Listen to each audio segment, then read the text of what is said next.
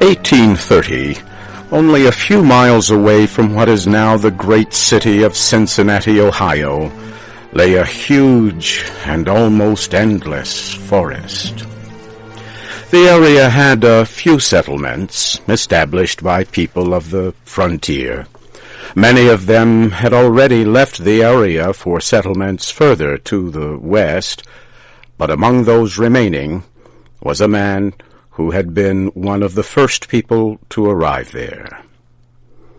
He lived alone, in a house of logs, surrounded on all sides by the great forest. He seemed a part of the darkness and silence of the forest, for no one had ever known him to smile or speak an unnecessary word.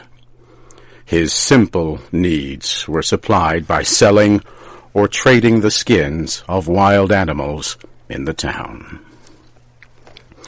His little log house had a single door.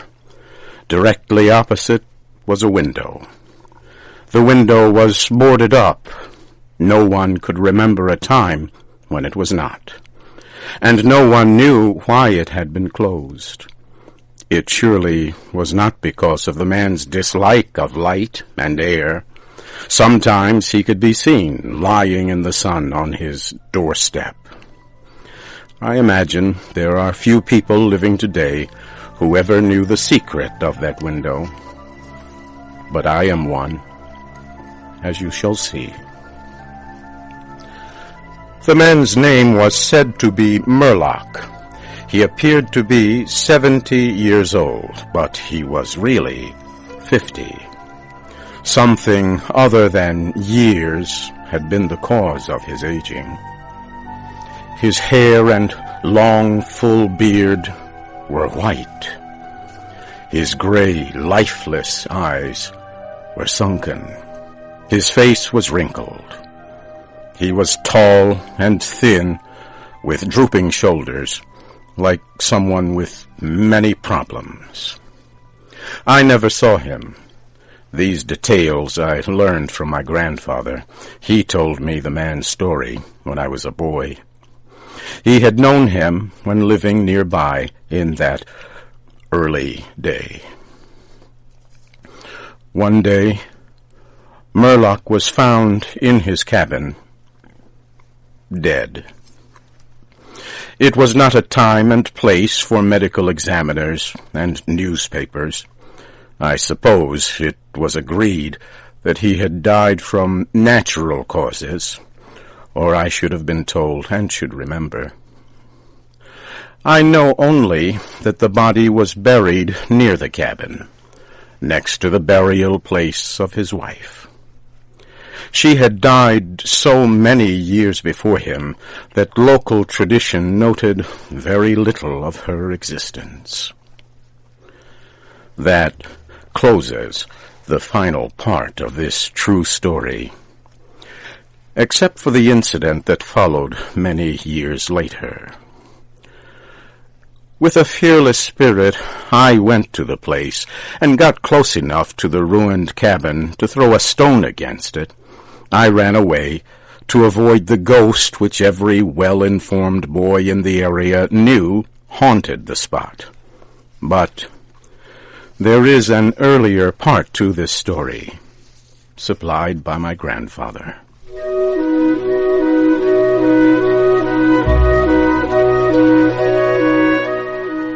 When Murlock built his cabin, he was young, strong, and full of hope.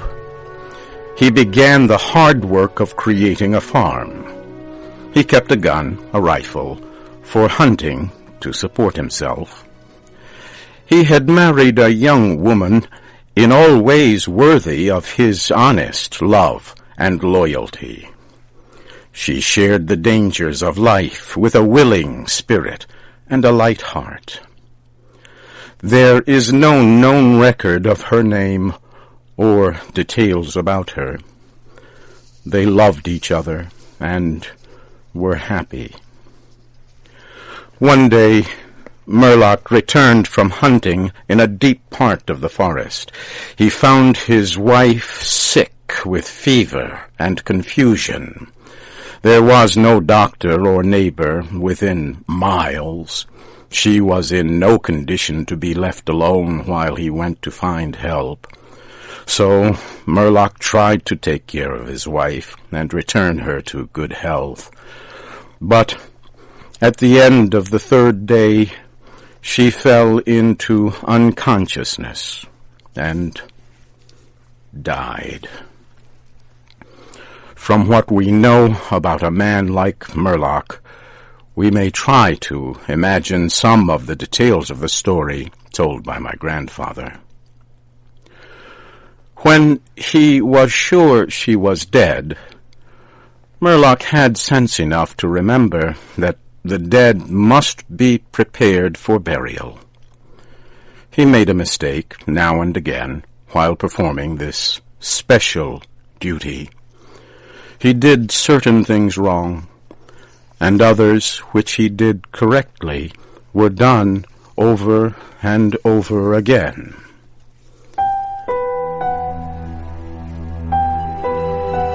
He was surprised that he did not cry, surprised and a little ashamed. Surely it is unkind not to cry for the dead. Tomorrow, he said out loud, I shall have to make the coffin and dig the grave, and then I shall miss her when she is no longer in sight. But now, she is dead, of course.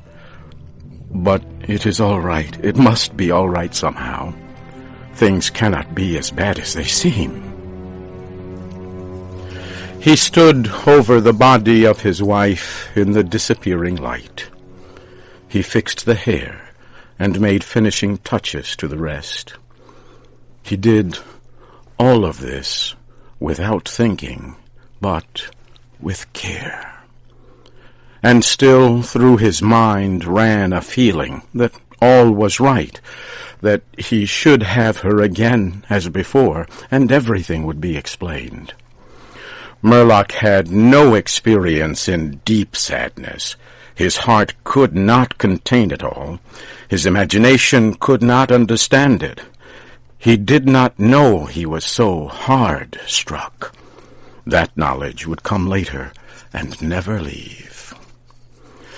Deep sadness is an artist of powers that affects people in different ways.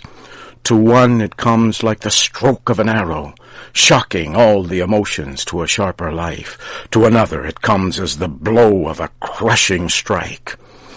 We may believe Murlock to have been affected that way. Soon after he had finished his work, he sank into a chair by the side of the table upon which the body lay. He noted how white his wife's face looked in the deepening darkness.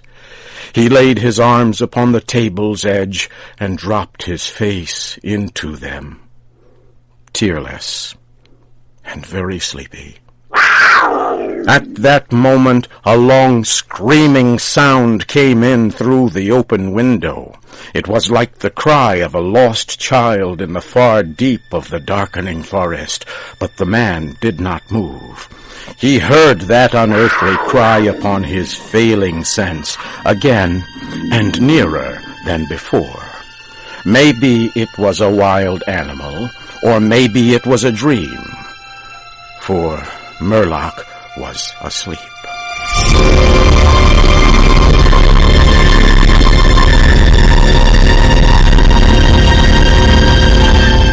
Some hours later, he awoke, lifted his head from his arms, and listened closely. He knew not why. There, in the black darkness by the side of the body, he remembered everything without a shock. He strained his eyes to see he knew not what. His senses were all alert. His breath was suspended. His blood was still as if to assist the silence. Who, what had awakened him, and where was it? Suddenly the table shook under his arms. At the same time he heard, or imagined he heard, a light soft step, and then another. The sounds were as bare feet walking upon the floor. He was afraid beyond the power to cry out or move. He waited, there in the darkness, through what seemed like centuries of such fear. Fear as one may know, but yet live to tell. He tried, but failed to speak the dead woman's name. He tried, but failed to stretch his hand across the table to learn if she was there. His throat was powerless. His arms and hands were like lead. Then, something most frightful happened. It seemed as if a heavy body was thrown against the table with a force that pushed against his chest. At the same time, he heard and felt the fall of something upon the floor. It was so violent a crash that the whole house shook. A fight followed, and a confusion of sounds impossible to describe. Murlock had risen to his feet. Extreme fear had caused him to lose control of his senses. He threw his hands upon the table. Nothing was there. There is a point at which fear may turn to insanity, and insanity incites to action. With no definite plan, and acting like a madman, Murlock ran quickly to the wall. He seized his loaded rifle and, without aim, fired it. The flash from the rifle hit the room with a clear brightness. He saw a huge, fierce panther dragging the dead woman toward the window. The wild animal's teeth were fixed on her throat. Then there was darkness, blacker than before, and silence.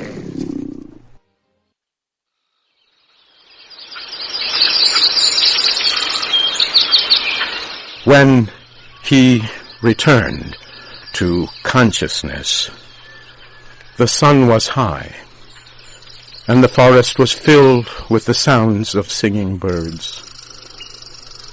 The body lay near the window, where the animal had left it when frightened away by the light and sound of the rifle. The clothing was ruined. The long hair was in disorder. The arms and legs lay in a careless way, and a pool of blood flowed from the horribly torn throat. The ribbon he had used to tie the wrists was broken.